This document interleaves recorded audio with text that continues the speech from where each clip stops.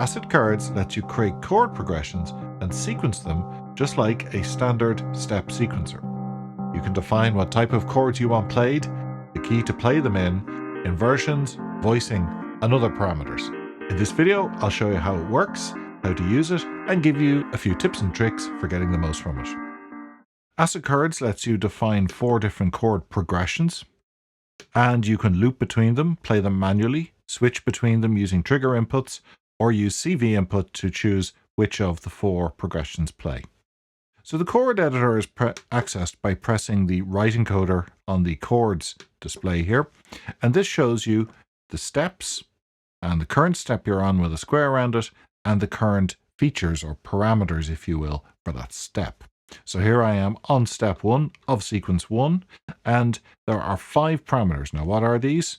You just press the left encoder to scroll through them. There's the chord quality, which in this case is a 7th chord.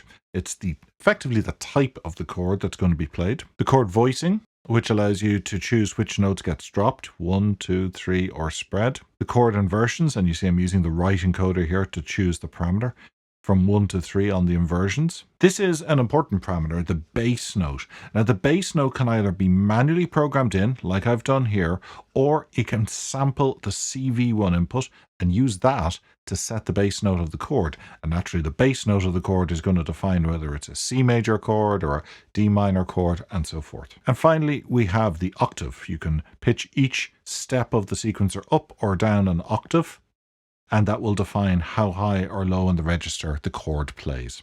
Like all the apps in Ornament and Crime, the chords are mapped onto a scale, and you adjust the scale using the left encoder here, and then click it to select the scale and lock it in. You'll see the little dot appear. The best way to see this in operation is to play it. So let's get this wired up.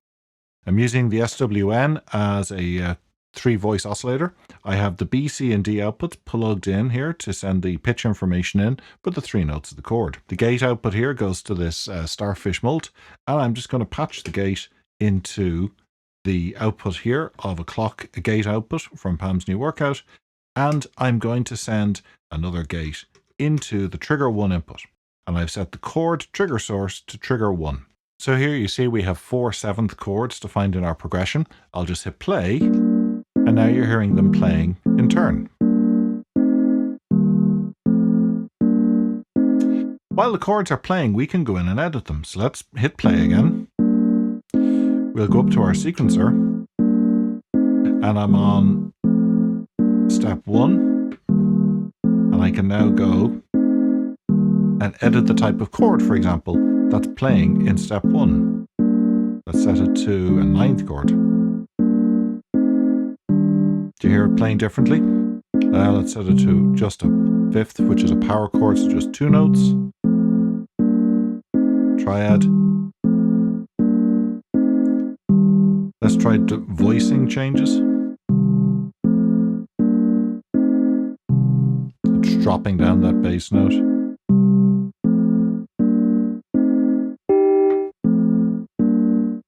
Some chord inversions.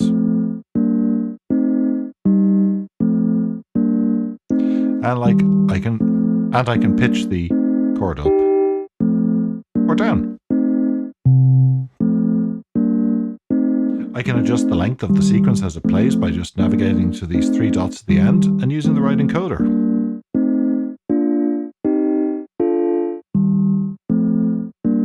And while the sequence is playing, I can choose a different sequence manually.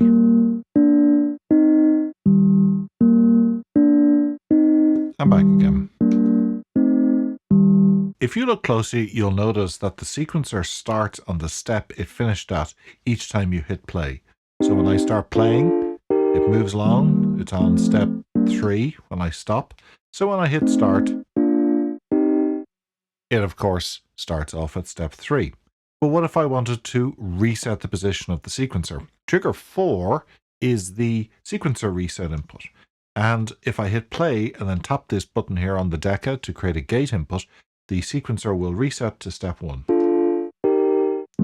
We're on step 3, I hit the gate, and now it jumps back. If you wanted your sequencer to reset whenever you hit play on Pam's New Workout, by going into the modifiers on Pam's, turn the encoder left to divide down, and you want to set it to just be a pulse like that, which will play once and send the reset in. And there you go. Every time I hit play, the sequencer starts from the first step.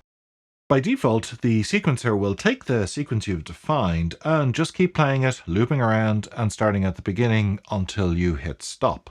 But like all the sequencers in Ornament and Crime, you have a number of play modes.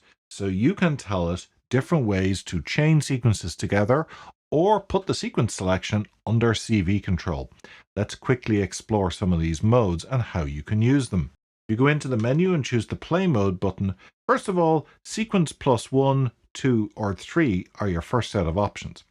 What this means is play the current sequence, and if it's plus 1, play the next sequence and go back to the current one. So it's basically looping between two sequences. Plus 2 plays 3 sequences, so the current one plus 2. And sequence plus 3 plays the current one plus the next 3 sequences. So that effectively allows you to chain all 4 sequences one after another, in other words playing 32 chords in a row before you go back to the start. So let's look at sequence plus 1. Here we're playing sequence 1, and now sequence 2, and back to sequence 1. You can also change sequences based on triggers, and it uses trigger 3 input to say, if you get a trigger here, advance to the next sequence. If we wire in trigger 3 to this gate output here, once I start playing, I'll jump to sequence 2 and back to sequence 1 again. But if I don't send it a gate, it just stays on sequence 1 and then it jumps to sequence 2. The last play mode that you can use is, I think, a lot of fun, which is you can actually choose individual chords out of a sequence and play those, so you can jump directly to a chord. And you do this by using the play mode CV, and you can choose CV 1, 2, 3, or 4. So I'll just choose CV1 here. What will happen is the voltage that's on the CV1 input will then choose which chord in the sequence is actually going to be played. Right now we're in the first sequence and we're looking at the first chord. And now I've jumped to the third chord, the fourth chord, and the sixth chord. Background to the first one. And I can jump back to the first one again, but just by sending in different CV values here. So this is good if you've got some chords to find in, which are all musically related, which they would be because they should be in the same scale. And just by varying the CV value here, you can send in interesting chord progressions. And so if I define a sequence with a nice set of chords here, let's take a listen what it sounds like with a little bit of reverb and delay from Zoya over here when I send in a random value to CV1.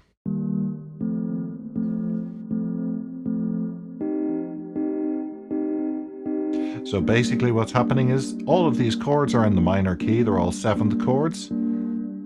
They're all pitched up by a semitone from each other or one chord progression. And by sending in a random sample and hold, I'm just selecting from different chords which will all be in tune with each other. Another trick we can use ACID chords for is converting a single note into a chord. Let me show you how to do that. What we do is go into our sequencer and create a sequence, a chord progression, with just a single entry. One entry, which in this case is a triad, and we'll take the CV input on CV1 and convert it into a chord. Be sure that the CV source is set to CV1 here. Now we can take a note played on the key step, and the Ornament and Crime will convert it into a chord or a 7th or whatever we want to play. First of all, we take the pitch output from the key step, which sends the pitch of the note being played, and I'll patch it into CV1 here. Then I'll take the gate output, which triggers every time I play a note on the key step, patch it into this mult, which is going to open the gates in the oscillator, and in turn patch it into the trigger 1 input on the Ornament and Crime. Now whenever I press a key, a chord is generated.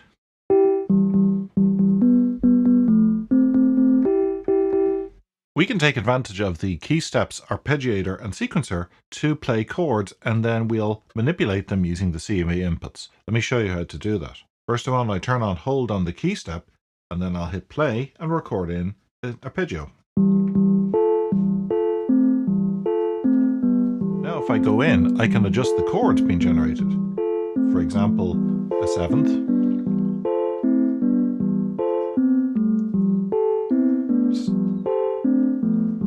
6th, 9th, and so on. While this arpeggio is playing, we can use the CV inputs to actually manipulate the chords being generated. Let's press the right down button and go over here to the CV mapping page. What I'm going to do is map CV2 to the chord quality, CV3 to the inversion, and CV4 to the voicing. Now I can connect up my voltage sources here. Now let's play around with these and see what effect it has on the chords being played.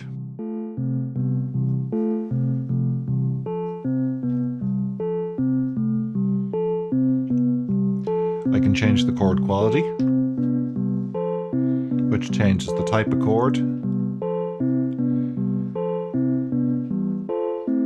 inversions. As you just heard, Acid Curves is adjusting what type of chord is played as we play with these CV values, and of course it's converting single notes from the key step into chords which are then played on the oscillator. I hope you found this video useful. Don't forget to leave me some comments down below. Hit like if you liked the video, and if you didn't, tell me why.